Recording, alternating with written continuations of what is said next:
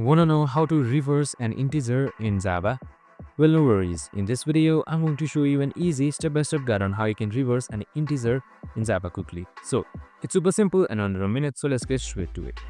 Now, here's how to do. We start with 0 and a copy of the number. So, what we do is we have created a while condition right here.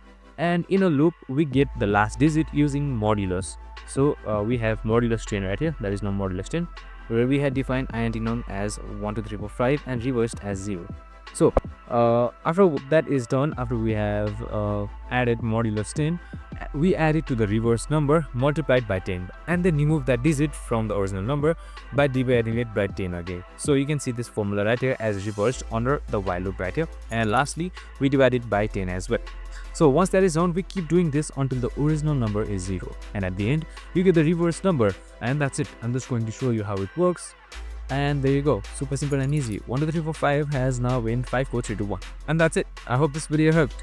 If it did, make sure to like, subscribe and tune in with us for more of these videos. See you in the next one.